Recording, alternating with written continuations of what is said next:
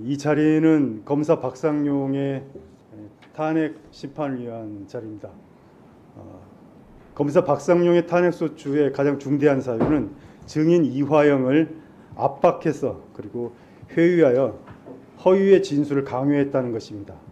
이 사건 자리에서 지금 명확하게 되지 않은 것이 하나 있습니다. 증인 이화영을 압박했던 가장 중요한 것은 카드였습니다. 증인 이화영은 법인카드를 받지 않았어요. 법인카드를 받은 사람은 문모 씨였고, 당시 방용철은 법인카드를 모두 5장 모두를 문모 씨에게 줬다고 진술했습니다. 그러다가 김성태가 체포된 이후에 모든 관계자들이 법인카드를 이화영에게 주었다고 진술을 번복합니다. 이렇게 되면서 증인 이화영은 두려움에 빠집니다. 내가 받지도 않은 뇌물을 뒤집어 쓰게 생겼구나. 이화영에게 기소된 사건은 3가지였습니다. 첫 번째가 특가법 뇌물죄, 그리고 외국환 거래법 위반, 그리고 세 번째가 증거인멸교사입니다. 카드를 누가 받았느냐에 따라서 뇌물죄와 증거인멸교사죄가 사라집니다. 검사는 카드를 이화영이 안 받은 것으로 해주겠다라고 약속한 것입니다. 그렇기 때문에 피고인 이화영이 제19회 조서까지를 쓰고 나서 검사가 약속을 지킵니다. 7월 2일에 김성태가 법정에 나와서 갑자기 카드를 받은 사람이 누구인가 헷갈린다고 말합니다. 절대 헷갈릴 수 없는 사실입니다. 그런데 헷갈린다고만 말하고 다음에 얘기하겠다고 말합니다. 이유는 증인 이화영이 아직 19회 조서까지를 증거 동의하지 않았기 때문입니다.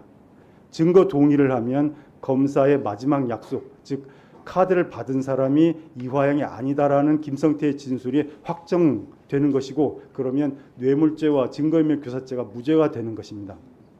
그런데 그 사이에 증인 이화영이 증거 동의를 하지 않게 됩니다. 증인 이화영은 이 자리에서 허위 진술을 했다라고 말하고 있습니다. 만약 허위 진술을 하지 않은 것이면 검사 박상용에 대한 탄핵이 성립될 수 없습니다. 증인 이화영은 2가지의 함정을 파놨습니다. 첫 번째는 19회 조서 제4페이지에 있는 것입니다.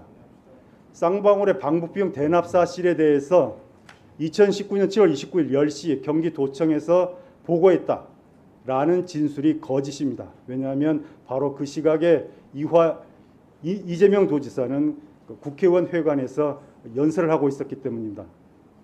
두 번째 함정은 방북비용의 내용에 관한 것입니다. 19회 조서 5페이지에 보면 북한이 의전비용으로서 방북비용을 요구하고 있습니다 라고 증인 이화영이 진술을 합니다. 그런데 이 말 자체가, 이 문장 자체가 성립할 수 없습니다. 왜냐하면 의전비용은 따로 처리 기준이 존재하기 때문입니다. 의전비용은 대통령인 경우에 회담 주최국이 부담하기로 되어 있습니다. 그리고 지방자치단체장인 경우에는 자신의 예산으로 자치단체가 지불하게 되어 있습니다. 다만 후불입니다. 다시 정리하면, 첫째, 의전비용, 방북비용은 은밀한 비용이 아니라 공식 비용이다. 둘째, 의전비용은 선불이 아니라 후불이다. 대북 관계를 아는 사람은 모두 알고 있는 사실입니다. 그런데 검사들은 이걸 몰랐습니다. 그래서 의전비용으로서 방북비용을 요구하고 있다라는 문장을 조서에 남기게 요구했고, 증인 이화영은 이것이 틀린 문장인 것을 알면서도 그대로 진술했습니다. 다음에 진실을 밝히기 위해서입니다. 이 2가지 진술을 하고 나서 아까 말씀드렸던 김성태가 법정에 나서서 카드를 받은 사람이 누구인지 헷갈린다고 말을 하게 됩니다. 이 사건은 너무나도 자명한 사건이고, 이러한 사실이 1심 법정에서 모두 드러났음에도 불구하고 1심 판사는 이 모든 문제를 판단해서 배제시켰습니다. 의원 여러분이 이러한 사실을 고려하셔서 탄핵 절차에서 반드시 살펴주시길 부탁드립니다.